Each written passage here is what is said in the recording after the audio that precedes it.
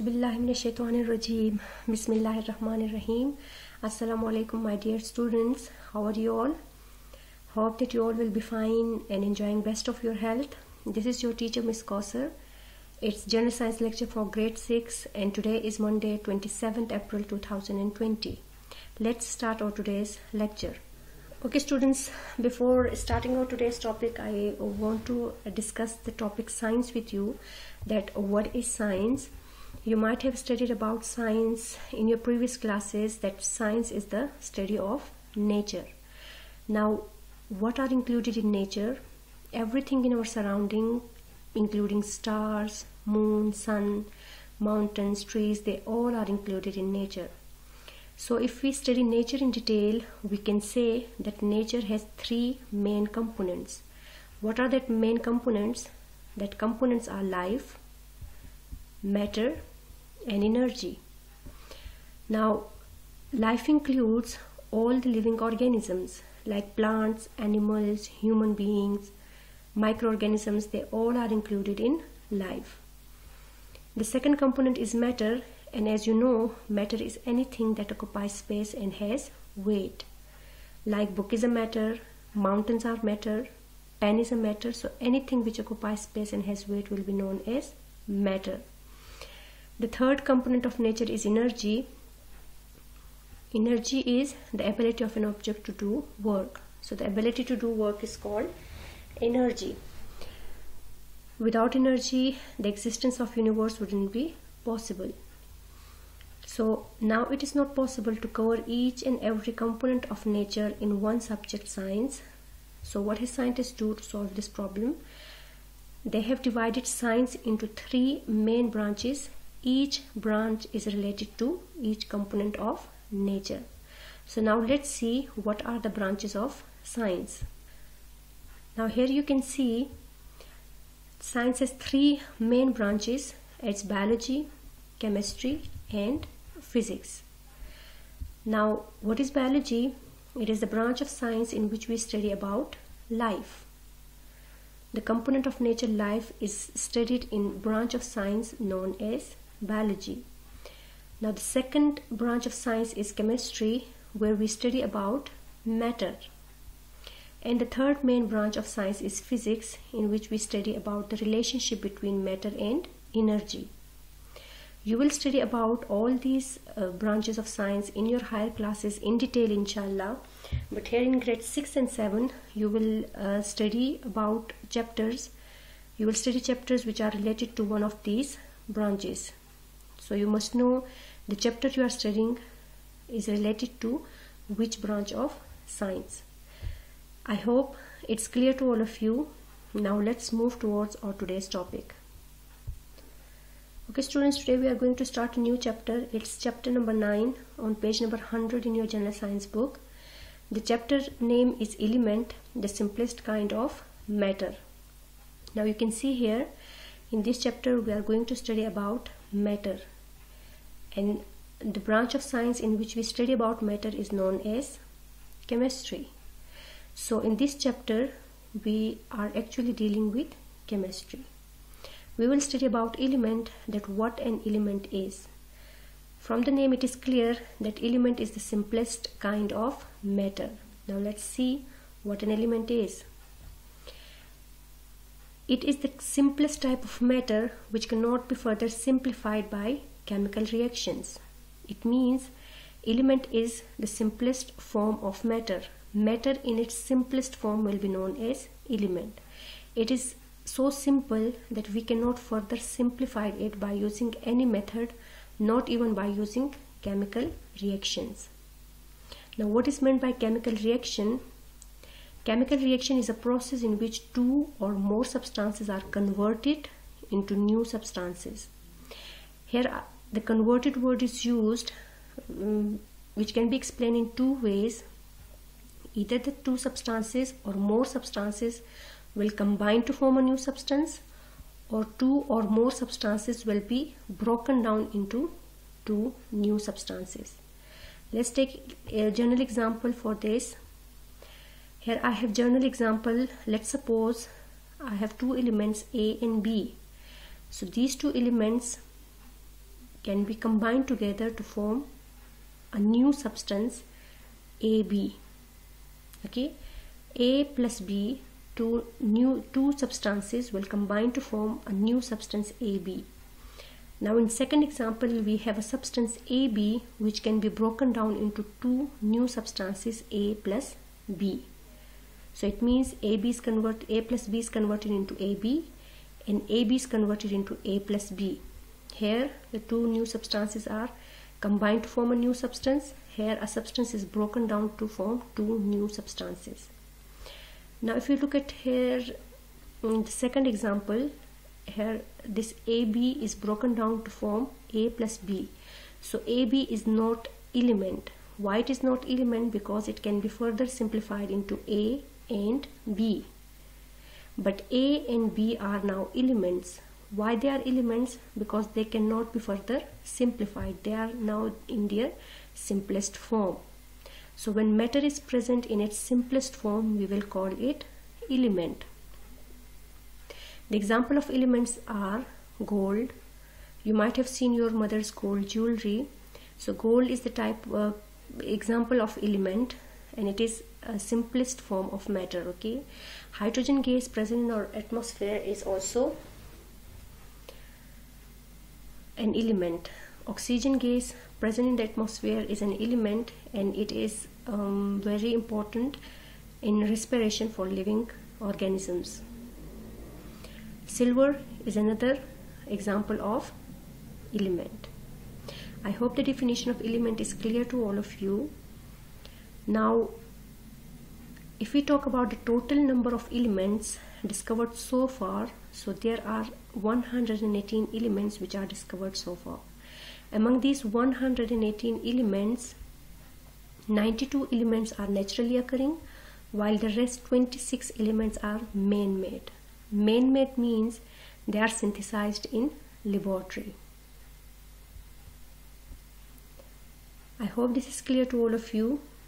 Now let's talk about the representation of element, that how elements can be represented. Okay students, representation of elements means how we can write the elements, how we can write their names. So elements are represented by symbols. Now what is meant by symbol? Symbol is the shortest name for an element. The shortest name for an element is known as symbol, and it is usually the first letter or the first two letters of the name of that element. For example, here I have hydrogen element. The symbol for hydrogen element will be capital H. You can see the capital H is taken from the name of the hydrogen. It is the first letter of hydrogen element. Now here I have another element, helium, which also starts with H. Now I cannot use H for both the elements, because then it will create confusion that H is representing hydrogen or helium. So to avoid this confusion, what will we do? We will use H and the second letter of the name of helium, which is E, as a symbol for helium. So HE is now representing helium. Now students, keep in mind, when you are using two letters for representing an element, two letters as a symbol for an element, the first letter will be capital while the second letter will always be small. You cannot take both the letters in capital form. Okay, according to the rules, the first letter will be capital and the second letter will be small. Now students, here I have another element, sodium. The symbol for sodium is Na. But look at the name of the sodium. Neither N is here in the name of sodium nor A is here. So from where has scientists taken this name? Scientists have taken this symbol for sodium from the Latin name of sodium, which is natrium. Latin is also language just like other languages. So the Latin name for sodium is natrium. You can see the first two letters of natrium are Na. So these two letters are used as a symbol for sodium. So if you see any element whose symbol is not matching the name of that element, you must know that that symbol will be taken, or that symbol is taken from the Latin name of that element. I hope the representation of elements is clear to all of you now.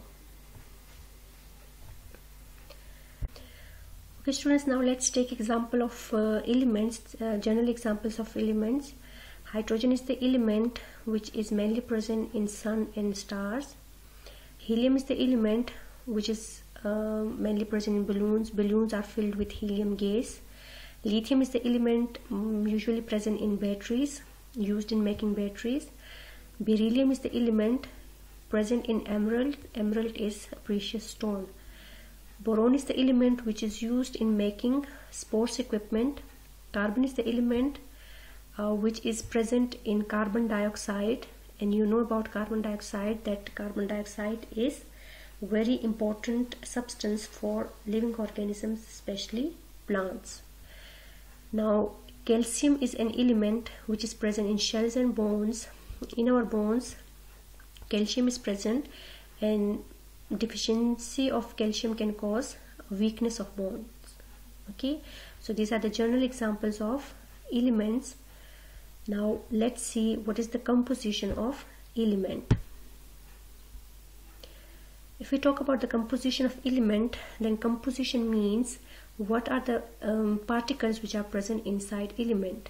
If we thoroughly study element, we can say that element is composed of smaller particles which are known as atoms. So remember this one thing, each element is entirely made of one type of atoms. For example, hydrogen element is made of hydrogen atoms. Now, as you know, element is composed of smaller particles, and that particles are known as atoms, and each element is made up of same kind of atoms. It is not possible that hydrogen element will be made up of some of hydrogen atoms and some of oxygen atom. No, it is not possible. Hydrogen element will be entirely made up of hydrogen atoms only. Now it is not possible that gold element is made up of some of gold atoms and some of silver atoms.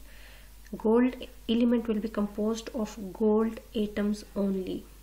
Okay, so each element is made up of one type of atoms only. Now if we look at atom is further composed of smaller particles which are known as electrons, protons and neutrons. Element is made up of atoms, and atoms are made up of electrons, protons and neutrons. Here I will talk about electrons and protons only, because the number of electrons or the number of protons inside an atom of an element is called atomic number. Now this number is very important in classifying elements, and it helps us to study the properties of elements. So why we take the number of electrons or proton? Why I used here the word or? Remember students, inside an atom of an element, the number of electrons will always be equal to the number of protons. If I have an element with 10 electrons, then there will be 10 protons inside that element. If I have an element with 2 electrons, then the number of protons in that element will also be 2. So both the numbers are same. So in atomic number we will take either the number of electrons or the number of protons. Okay, so you must remember this atomic number. Here I have an example of oxygen element which has 8 electrons and 8 protons. So what will be the atomic number of oxygen? Will it be 16 or 8? Definitely the atomic number will be 8, because we will not add these two numbers, we will not add them up, but we will take either the number of electrons or the number of protons as atomic number. Okay, now let's talk about some elements which are named after famous scientists. There are some elements which are named after famous scientists. For example, Einsteinium. Einsteinium is the element which is named after Albert Einstein. He is Albert Einstein. Okay, this element is named after him. And there are some elements in the periodic table which are named after famous scientists. Now if we talk about the abundance of element, abundant means present in greater amount. So the most abundant element in the universe is H is the symbol for which one element? Yes, it is the symbol for hydrogen. Okay, so the most abundant element in the universe is hydrogen, while the second most abundant element is helium. He for helium. Both these elements are present in sun, stars, etc. Okay, so that's why they are present in abundance. Now these two elements are present in abundance in our whole universe. Okay, but if we talk about only our earth, then the element which is present in abundance in our earth crust is oxygen. O for oxygen. Now what is earth crust? Earth crust is the outermost layer of earth. Okay, crust is the outermost layer of earth. There are 4 layers of earth: crust, mantle, outer core and inner core. The outer layer of earth is called crust, and most of the elements are present in earth crust. So the element which is present in greater amount in earth crust is oxygen. Now let's check the composition of earth crust by mass. This is a pie chart or diagram showing the amount of substances in earth crust. The amount of oxygen element in earth crust is 46.6%. Earth crust is made up of oxygen. So oxygen is the most abundant element in earth crust. The second most abundant element in earth crust is silicon, which is present 27.7%. Aluminum is present 8.1%. Iron 5%, calcium 3.6%, sodium 2.8%, potassium 2.6%, magnesium 2.1%. Other elements which are present in trace amount or in very less amount, they combinedly form 1.4%. So this is the composition by mass of earth crust. Okay, these are the elements which are present in earth crust, and these numbers are showing their proportion in earth crust. Now I hope today's lecture is clear to all of you. Now let me summarize the definition of element by giving you a simple example of water. You know the chemical formula or the formula for water is H2O. It is composed of hydrogen and oxygen. If I provide very high temperature and pressure to water, this water molecule will decompose or broken down into 2 substances, hydrogen and oxygen. So you can see water is simplified further. As it can be simplified further, so it is not element. Water is not element, but hydrogen and oxygen are element because they cannot be further simplified. Is it clear? Okay, let me summarize the lecture.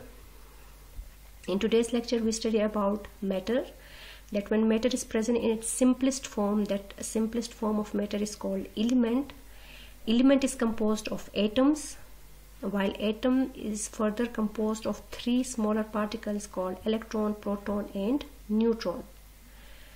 The number of electron or the number of proton inside an atom of an element is known as atomic number.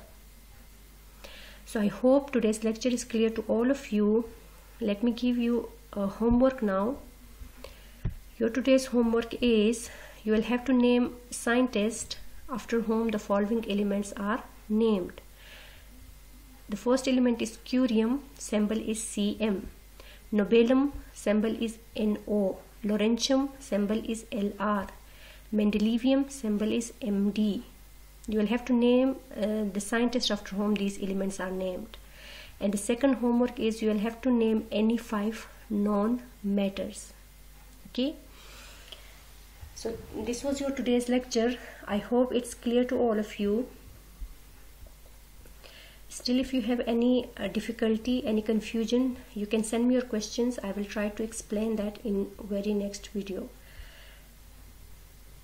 Please students, watch and listen the video very carefully and try to make yourself understand.